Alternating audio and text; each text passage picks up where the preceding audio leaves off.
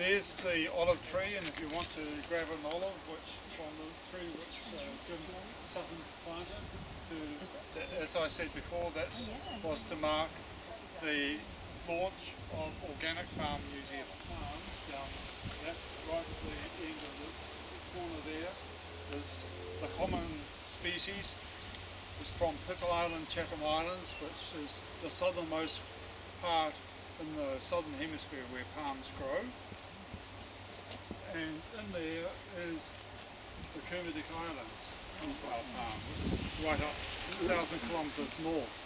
North Cape, you can see the Horticulture Sanctuary Eco Nation 2020. That's where for the whole organisation, the organisation Eco Nation 2020 still exists, but it's now 2021, I guess. Yeah. But that was the aspiration, and just shows you what here. There's all sorts of all around here. So that's the Fijo, which tree which Jeanette Fitzsimmons put in. It's now starting to be overtopped by the Celine peach tree.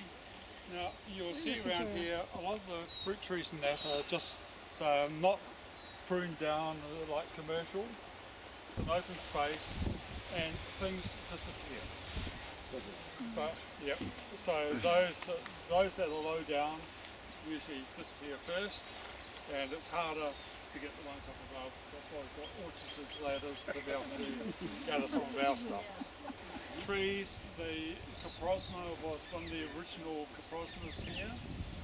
Behind it is a Bodhi tree, the Ficus religiosus, and those from Buddhists.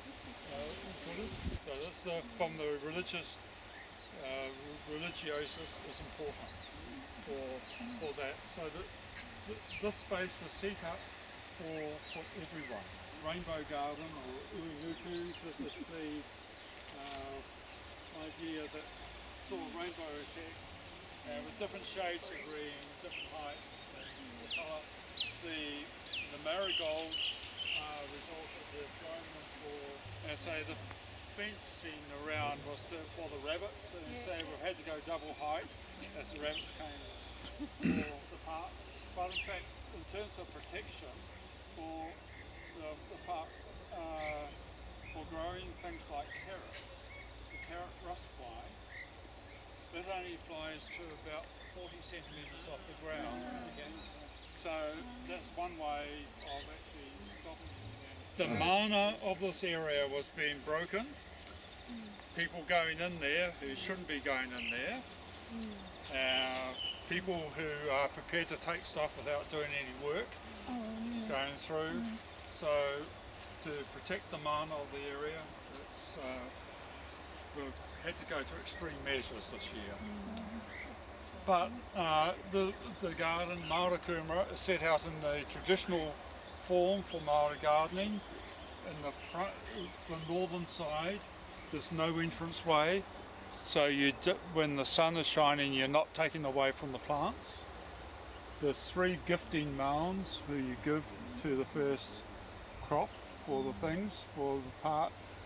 Not last year, year before, we gave it to the RSA because it so happened it was harvest on Anzac Day. The entrance way is on the southern edge, and it's on the eastern side because most wind is from the west.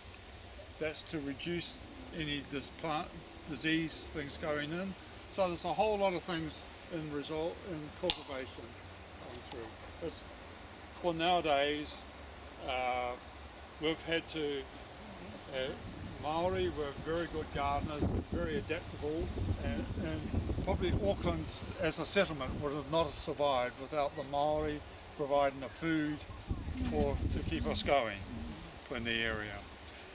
Here we got all these, the puku mounds are still there. We hope for harvest very soon. What's the little round Okay. stone thing here? Okay, this was set up in the South Island. You set up stones, and you then, when you want to store kumara, there's the heat going through, and the part you put it in there. But also, in the South Island for the park, because you're dealing with a semi-tropical crop, is the stones were to lift the cold air flowing down over the Coomera ground. Okay. Yeah. Behind us is the composting. We do hot composting, and we do the greens, the browns, the leaves coming through. Last done, it takes a few months, and we get really good. Want to see really good compost at the end. So from around here, we put most things that we can compost easily in there. That gets up to 60, 65 degrees, which is the ideal temperature to break down any disease organisms and going through. You get some leaves. We've actually had seagrass, which has been brought over from Auckland Council, was brought over from Mission Bay area. We haven't had any for a while. Herb garden, which is we had for edibles, medicinal and sensory. Yeah, so just try to different things out.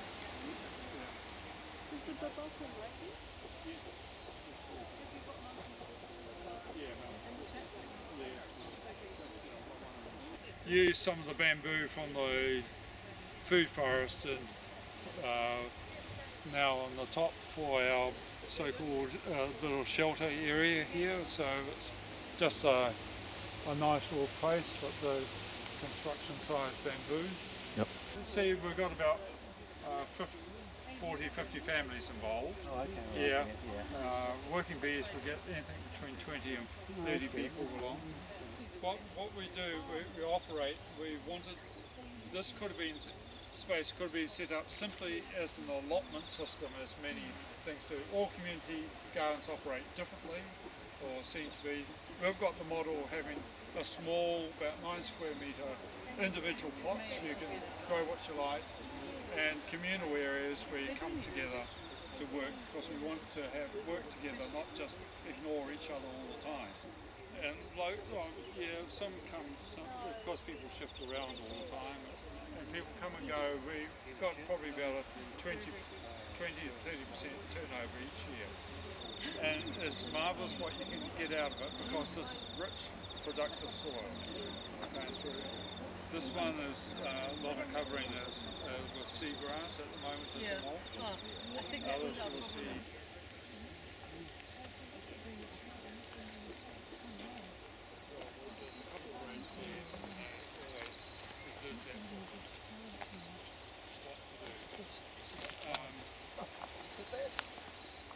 So this is the archaeological site where the general area where the toki, the gardening implements, adzes were found in 2007.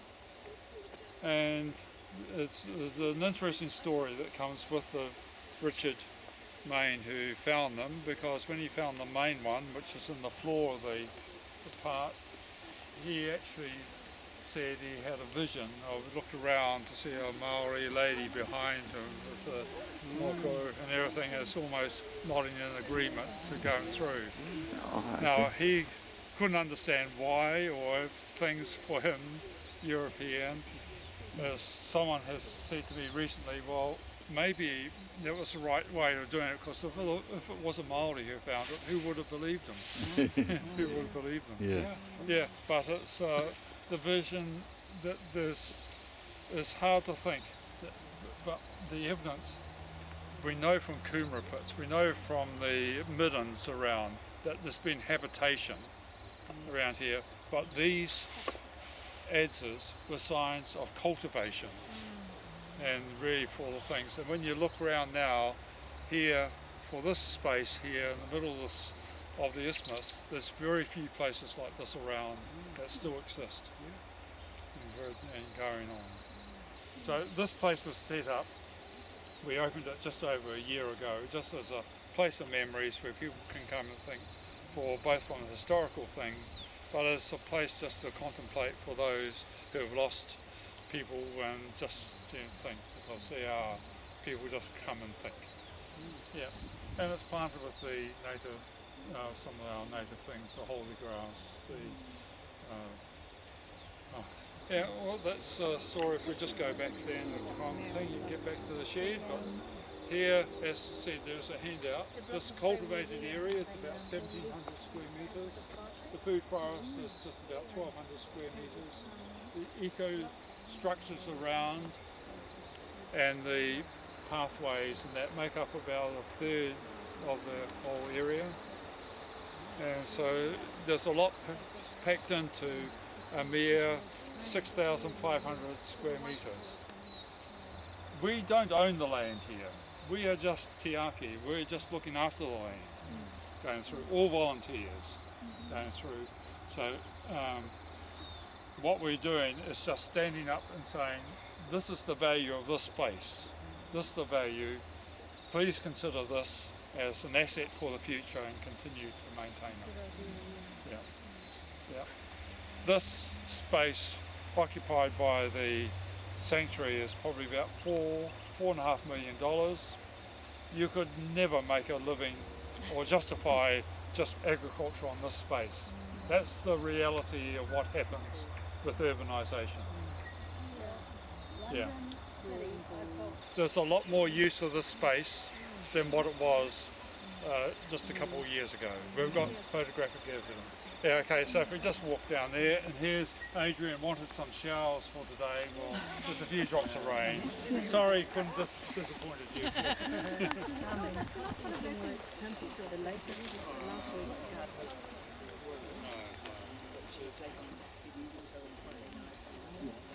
All going well?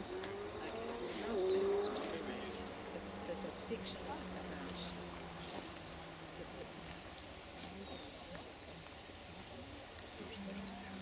and it's so vast that the sort of 36 mile hedge is separating them. They're large enough for one